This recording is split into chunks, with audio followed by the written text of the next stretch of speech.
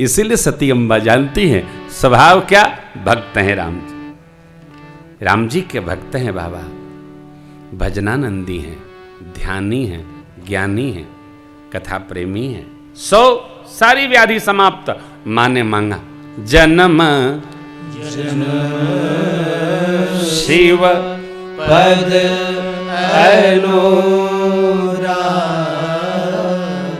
इस कारण हिमाचल प्रदेश में महाराज हिमाचल की बिटिया मां पार्वती के रूप में जन्म हुआ। एक बार भाव श्रद्धा से बोलिए, पूरी ऊर्जा से बोलिएगा, बोलिए पार्वती मैया की जय। भक्ति देवी है, श्रद्धा स्वरूपा है। नारद जी ने नामकरण किया, थोड़ी बड़ी हुई मैया तो कन्या के गुण बताए। क्या कहा, बेटियां यज्ञ हैं, माता पिता की तपस्या है। बहन तो बेटियां अपना भाग्य साथ लेके चलती हैं और बेटे बाप के भरोसे भाग्य बनाते। बेटियां जहां भी रहती हैं उनका भाग्य उनके साथ रहता है। यहां मां के विचार में नारद जी ने कहा, सदा अचल एहि कर अहिवाता, एहि तेज जसु पै हैं पे तुम्हारा, शैल सुलक्षण सुता तुम्हारा, सुनहु जे अब अवगुण दुई चारी। हे हिमांचल जी, आपकी पुत्री सुलक्षणा है, दो चार अवगुण है वो भी गिना देता हूं। हाँ महाराज,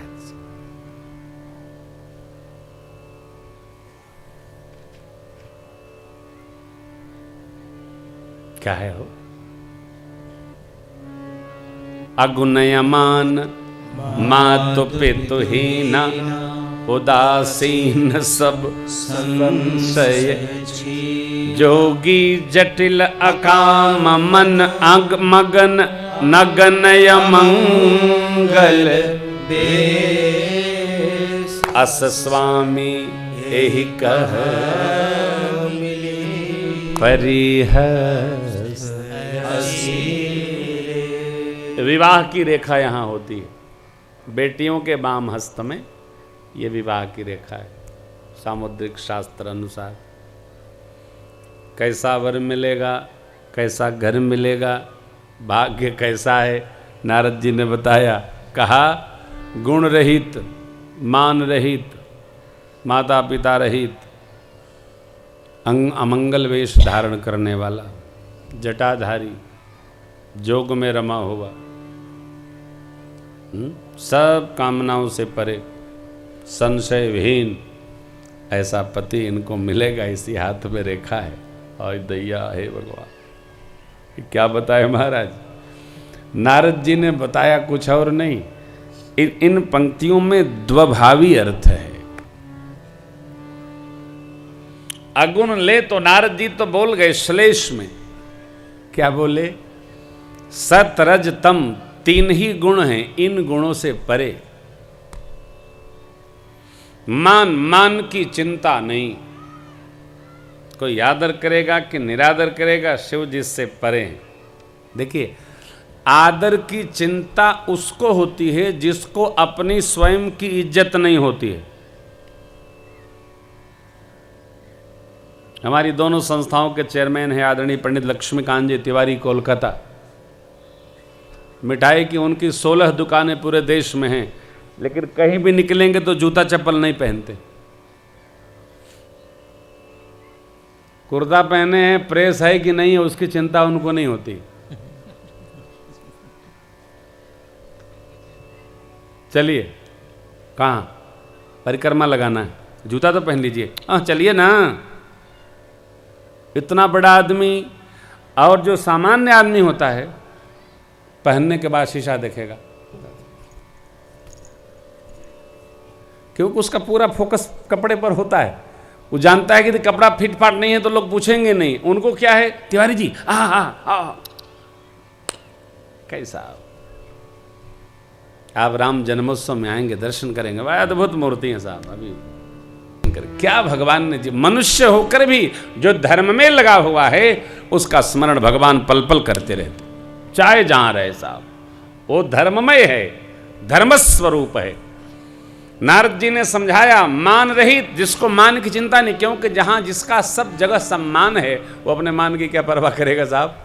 मान अमान माता पिता उसके हों जो जन्मे और मरे, ये खुदे जगत के माता पिता हैं, ये अर्थ है। उदासीन, उदा माने ब्रह्म, सीन माने अवस्थित, जो ब्रह्म भाव में ही अवस्थित हो। अपने यहां एक संप्रदाय है, उसका नाम है उदासीन संप्रदाय।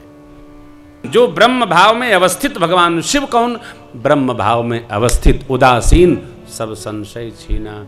अरे जो विश्वास में रहता उसको संशय क्या जी। विश्वास स्वरूप भवानी शंकरो वंदे श्रद्धा विश्वास रूपिणौ उभौ। श्रद्धा विश्वास स्वरूप हो, जोगी जुड़ा हुआ प्रभु से, जटिल लंबी लंबी जटाएं, अकाम मन, कामनाओं से मुक्त, मन में कोई कामना नहीं। क्यों? अरे जब राम ना रहेंगे तब न कामना आएगी जी। सदा राम में रमा हुआ जो स्वरूप है वह है कामनाओं से मुक्त। अकाम मन नगन, दिगंबर है जिनका वस्त्र, वस्त्र रहित, कदाचित पहन लिया तो अमंगल वेश। अस स्वामी एहि परिहस्त। नारद बाबा ने द्व्यर्थी बात बता दी। अरे ऐसा बताया घबरा गए हो।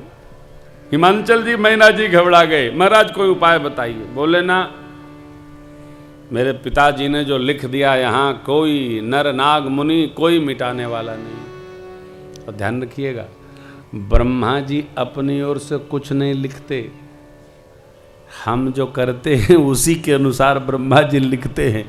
इसीलिए मेरी प्रार्थना है, पंचदेव उपासना नित्य करिए। किन लीजिए? गणपति बाबा, आदिशक्ति माँ भगवती, अन्नपूर्णा, शालग्राम जी, नर्मदेश्वर भगवान, सूर्य नारायण और इष्ट देव, इन 5 देवताओं की उपासना नित्य करनी चाहिए। नागा रहित करिए। क्या होगा महाराज? इससे अपना चित्त परमात्मा में रमेगा। जिस प्रकार भोजन हम बिना नागा करते हैं, सुबह दोपहर शाम करते हैं, उसी प्रकार भगवत सेवा भी बिना नागा करिए। क्या होगा? करिएगा तो 1 साल बाद बताइएगा क्या हो रहा है। परिणाम है साहब। बिना नागा भजन करिए, छुट्टी नहीं। जीवन में पंचदेव उपासना क्रम से चलती रहे, नित्य नैमित्तिक दैनंदिनी जीवन में। क्या होगा? पूजा करिए, फिर बताया जाएगा कि आगे क्या होगा। पहले न पूछिए। बहुत सारे कार्यक्रम जीवन में ऐसे हैं कि हमको पता नहीं इसका परिणाम क्या होगा, तबो हम करते रहते हैं।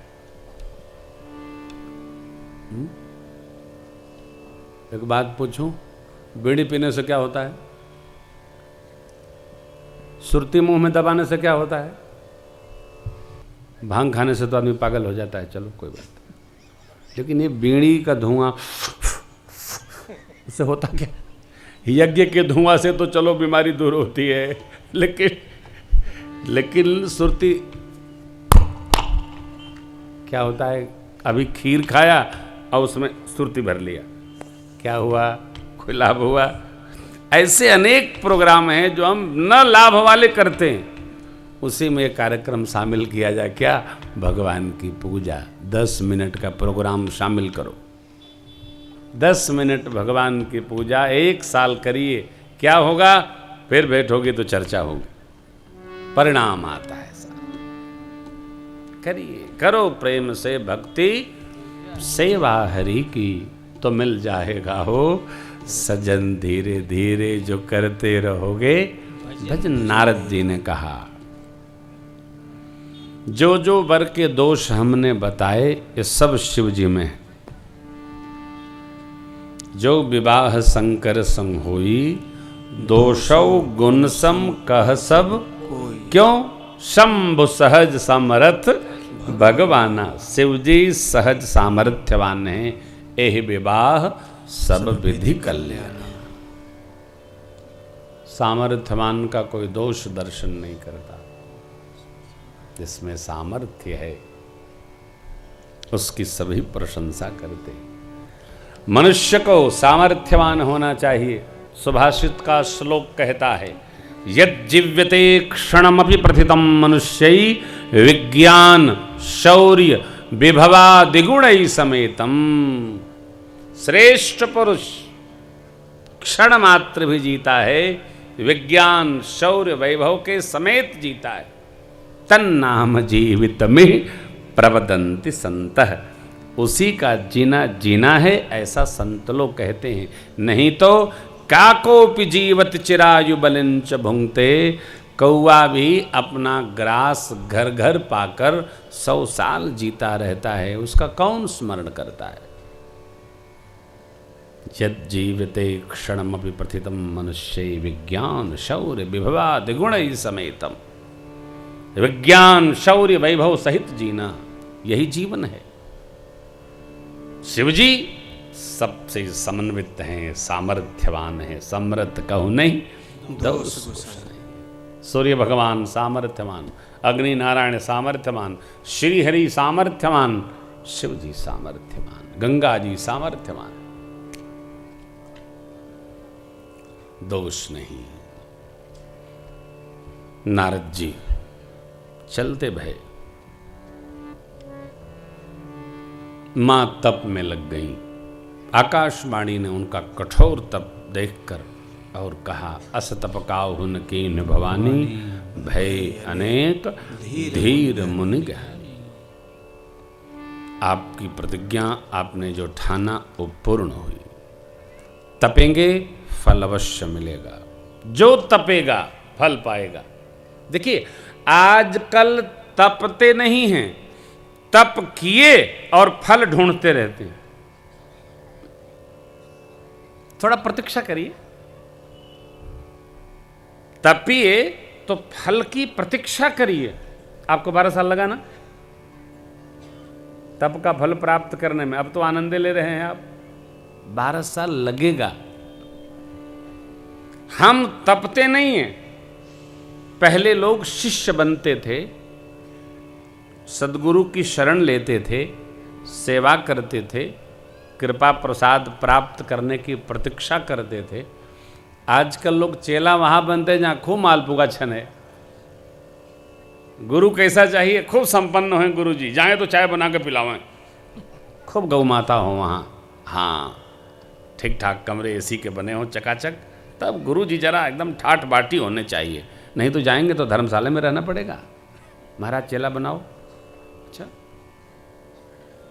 तपता नहीं, कलयुग का जीव तपना नहीं जानता। बच्चों में, बेटियों में, बहू में जब तपस्या उतरेगी, जीवन गमकेगा, महकेगा। जो तपेगा सुगंध बिखरेगी। तपिए। तपबल रचई प्रपंच विधाता, तपबल विष्णु सकल जगत। तप आधार सब सृष्टि भवानी, करई जाय तप अस जिय जानी। तप का फल अवश्य आता है, तपना चाहिए। जो तपेगा वो सुखी हो जाएगा साहब। कलयुग में सेवा का फल 12 वर्ष के पश्चात प्राप्त होता है। कथा का, गंगा सेवा, मंदिर दर्शन, यज्ञ आदि भगवान नाम 12 साल निरंतर करिए, फल प्राप्त होता। करिए बिना का सेवा, देखिए फल आता है कि नहीं आता। विश्वास पूर्वक करिए, फल अवश्य प्राप्त होगा। आकाशवाणी ने कहा, सप्तऋषि मिले वाग सत्य जानिएगा। कहीं उमा चरित सुंदर मैं गावा, सुनहु शंभुकर चरित सुहावा। भगवान शिव का पावन चरित्र प्रारंभ होता है। सती अम्बा ने जब से शरीर त्यागा, शिव जी के अनुरागी मन में वैराग्य हो गए। जपहि सदा रघुनायक नाम, कतहु मुनिन उपदेश ही ज्ञान, कतहु राम गुण राम, कृतज्ञ राम, कृपालु राम प्रकटे। बहुत प्रकार शिव जी की सराहना की। पार्वती मैया के जन्म की कथा सुनाए और मांगे क्या, अब बिनती मम सुनहु शिव, जो मोह पर निज ने जाय विवाह से, यह मोहि मांगे दे। भगवान श्री रघुनाथ जी ने शिव जी से यह वचन मांगा, क्या, कि जाकर पर्वतराज हिमांचल की पुत्री पार्वती जी से विवाह करें, यह वचन दीजिए। भगवान शिव ने कहा, प्रभु उचित तो नहीं है, परंतु आपकी आज्ञा है तो कौन मिटा सकता है। स्मरण रखिएगा, शिवजी स्वेच्छया विवाह करने नहीं जा रहे हैं, हरि की इच्छा को पूर्ण करने विवाह करने जा रहे हैं। शिवजी ने अपनी क्या कही, उचित तो नहीं है, परंतु आपकी आज्ञा है तो कौन मिटा सकता है। सिर धरियाय सुकरिय तुम्हारा, परम धर्म यह नाथ, क्योंकि मातु पिता गुरु प्रभु के बिनहि विचार करिय शुभ जान। माता पिता गुरु प्रभु की वाणी बिना विचार किए यथावत स्वीकार करनी चाहिए, ये मंत्र है। श्रेष्ठ के वचनों को विचार शून्य होकर यथावत मानिए, सुख बढ़ेगा। सामान्यतया जब हमारा कोई हित चाहता है तो उसमें हमको कमी नजर आती है, इनका क्या स्वार्थ है, ऐसा क्यों कह रहे हैं। हम समझ नहीं पाते कि हमसे हमारा श्रेष्ठ क्या चाहता है। समझने का पात्र सबका उस रेंज का नहीं होता, छोटा बड़ा होता है। इसलिए बाबा ने सिद्धांत दिया,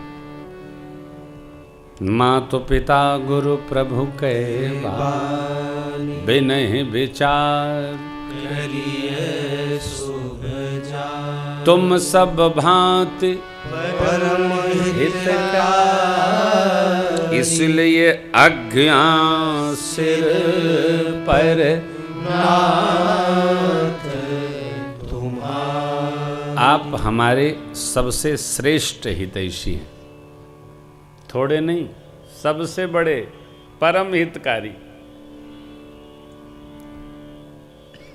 शिव जी तो समझ गए कि राम जी हमारे श्रेष्ठ हितकारी हैं, हम समझें कि हमारा कौन हितकारी है।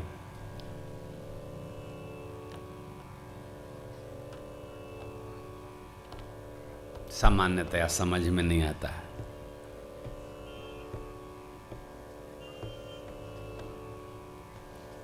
समझिएगा,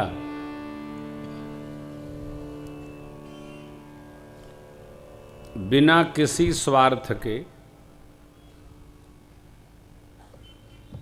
बिना किसी अपने लाभ के जो मेरे साथ चल रहा है वो हमारा श्रेष्ठ हितैषी है। शिव जी का ब्याह हो, श्री रघुनाथ जी का क्या लाभ होगा। पार्वती मैया शिव जी एक हो जाएंगे। ऐसे कई लोग कई बेटियों का बेटों का ब्याह करा देते हैं, कोई ब्याह करा दिए फिर काम खत्म, फिर दूसरा ढूंढते रहते हैं। अरे एक भाई तो हमको ऐसे मिले, बोले महाराज ये मेरा 356वां विवाह कराया हुआ है, 355 करा चुका हूं, ये 56वां नंबर है। मैंने पूछा कि आप केवल यही करते हैं? अरे बोले साल में कम से कम हम 10-12 ब्याह करवा देते हैं। कब से करा रहे हैं? बोले 14-15 साल के थे तब से देख रहा हूं। मेरी परंपरा यही है, क्या यज्ञ कर रहे हैं साहब, जोड़िए ना, कितना व्याह करा है, यज्ञ है। भगवान भी यज्ञ कराने जा रहे हैं। सप्तऋषि का आगमन, मां की प्रेम परीक्षा। जय जयकार। हिमांचल जी को संदेश आगे, शिव के पास सप्तऋषि का आगमन और प्रेम संदेश प्रदान करना, ये प्रसंग है।